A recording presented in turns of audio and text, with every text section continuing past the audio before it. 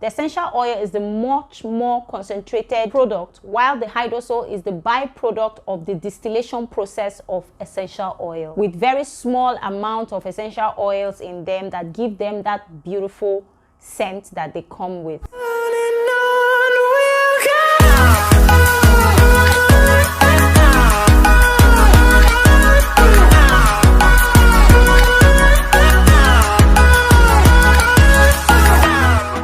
Skin gang, welcome back to my channel. If you're new here, welcome. My name is Sele Kalio, and on this channel I help you with skincare issues, how to make your own skincare formulation, product review, how to grow on social media and also YouTube, and so many other things. Please do well to subscribe. Now today we're going to be talking about hydrosols, and we're going to be making cucumber hydrosol. Before we start, let's talk about what hydrosols are, why we need hydrosols. Hydrosols cannot be talked about without talking about essential oils, because essential oils cannot be made without producing hydrosols. I don't know if I'm making sense. The word hydrosol is gotten from two different words, and that's hydro, which means water, and sol, which means solution. And hydrosols can also be called hydrolate, distillate, floral water, flower water, plant water, whatever. They have so many names that they call hydrosol. However, it is not proper, or it is not correct to link hydrosol with floral water, because they are two different things. So you basically cannot call hydrosols floral water, since hydrosols are gotten also from plants, stems, seeds, leaves. They can also be gotten from roots and all of that. Now this can also be confusing, because there are other products that are called distilled water, botanical water, floral spritzers, and all those other names that are often intertwined or often misunderstood or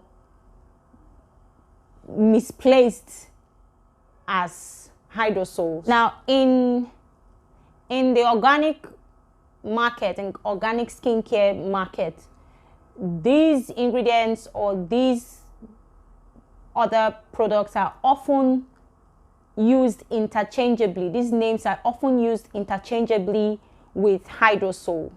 While some of these products are hydrosols, most of them are actually not. In fact, most of them are actually just, like they are called floral water, or they are even synthetic. Now, what are true hydrosols? Now, hydrosols are the pure natural waters that are produced during the steam distillation of plants, flowers, leaves, stems, fruits, and even roots. Although essential oils and hydrosols are both gotten from the process of distillation, the essential oil is more concentrated than the hydrosol. The essential oil is the much more concentrated product, while the hydrosol is the byproduct of the distillation process of essential oil, with very small amount of essential oils in them that give them that beautiful scent that they come with. Hydrosols are much more gentler on the skin than their counterparts, the essential oils. Hence, you can use hydrosol directly on your skin without diluting it, as opposed to essential oils that you need to dilute in a carrier oil before you can apply on your skin. Now, how do you use hydrosols? Hydrosols can be used in so many different ways. You can use it as your toner, you can use it as a spritz, you can use it as a air freshener, you can use it to make your skincare products. You can use hydrosols for many things. I don't want to bore you so much about the process of or how hydrosol works and how it is gotten and all of that. I hope that I have made you understand to an extent what hydrosols are. Now you can make hydrosol from anything, from any plant, any leaf. Just go online, find out what plants, what stems, what roots, what herbs you can use to produce hydrosols, and you can go ahead to do them yourself. Now you can make hydrosols from the plants, from roots, from herbs, from stems, from leaves, so many things you can make hydrosol from. Now I hope that you have gotten a hint of what hydrosols are, and now I'm going to take you to my workstation, so I'll show you how to make your own hydrosol at home. Today we're going to be making cucumber hydrosol. We're going to be making cucumber hydrosol. This is my hydrosol that was made out of cucumber. So I'm going to show you guys how to make that today. Make sure you watch this video to the end so that you will not miss out on any of the steps. And make sure you give this video a thumbs up, leave me a comment, and don't forget to subscribe so you become a part of this growing gang.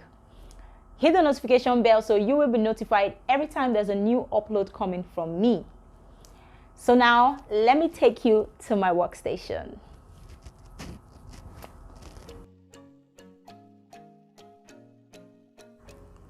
So guys, you want to get a sizable cucumber. Here I'm using this very large one, but I ate part of it. So get a cucumber of your choice size and then chop them into small bits so they can fit into your pot.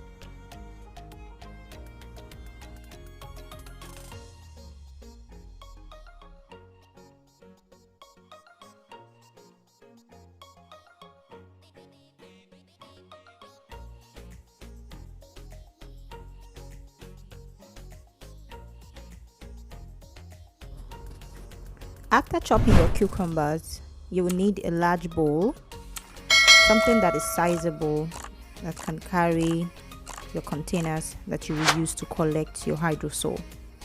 You'll also need a heat-proof bowl or a brick, but I prefer using a bowl because bricks have sands and all of that on them. You'll also need a lid, a glass lid that you would use to collect your hydrosol. You will need two bowls, one to carry the other one that will collect your hydrosol. So here you fit in your bowl and then the other one will sit on top. You want to use a bowl that is heat proof and very strong. This is our chopped cucumber. I'm just going to put that around the perimeter of the pot. Make sure it is around it. You can also use a pressure pot if you have one. The pressure pot already has something to lift your bowl, so you wouldn't need to put a bowl inside the pot like this, but I just wanted to show you another way that you can do it if you don't have the pressure pot. So I have my cucumbers inside the bowl.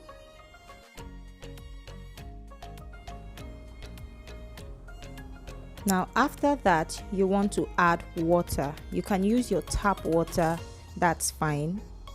You can use bottled water, whichever one. So you want to fill your pot up to cover the cucumbers, but not to cover the plate that is going to carry your bowl. So this is a similar way to make distilled water. It's almost the same thing. It's the only difference is you are putting in fruits or vegetables or herbs and all of that. So you want to make sure there is space around the perimeter of the pot. There is space around the plates or the bowls.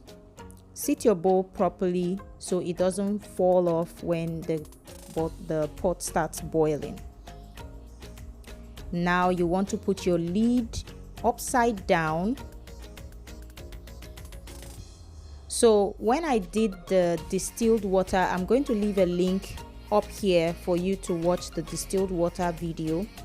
Now when I did the distilled water, I used a flat plate, a flat lid, but that was what I could get at the time. That was what I could find around. I was too lazy to get this one because these ones were stored away. But you want to use a pot, a lid that is deep, that is dipped in, not the flat one. So this will help collect even more water because it's slanted down towards the bowl.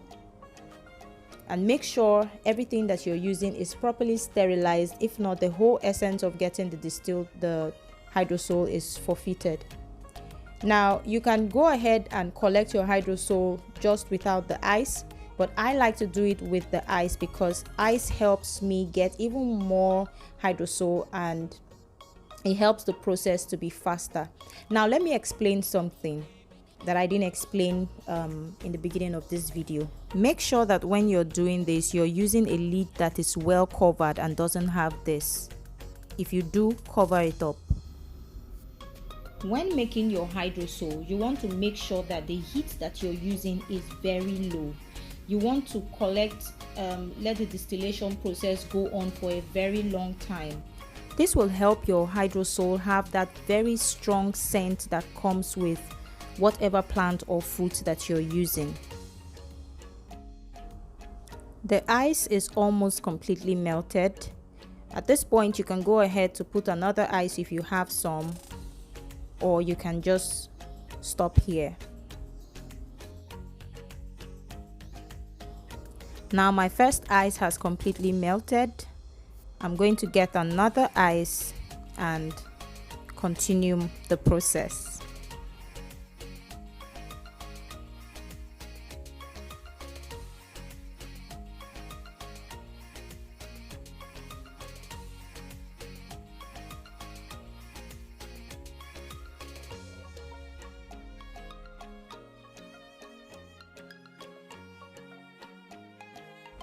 The second ice has also melted.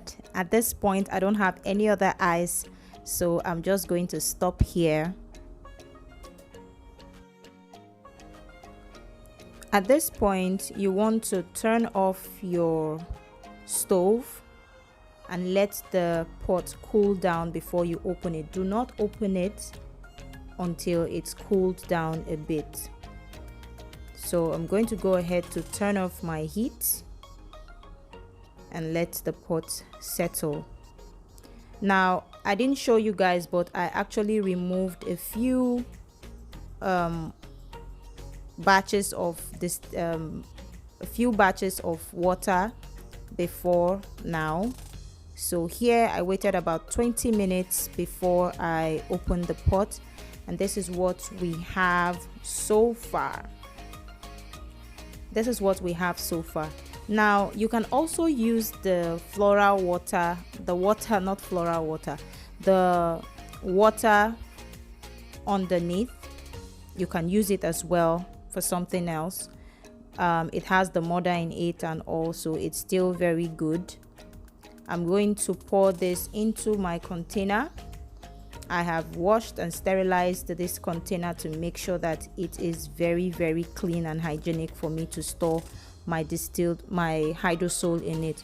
Now remember that hydrosols are perishable, so you want to make sure that you keep them in a very clean container and you put them in the fridge. Keeping them in the fridge will help them stay longer. Basically, hydrosols last up to 4 to 6 months.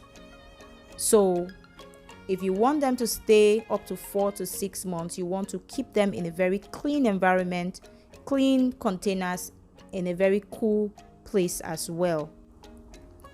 This is the water I was talking about. I'm still going to use this, but I'll make sure that I use it very quickly. It has the mother in it. It's very, very, very, very good, guys.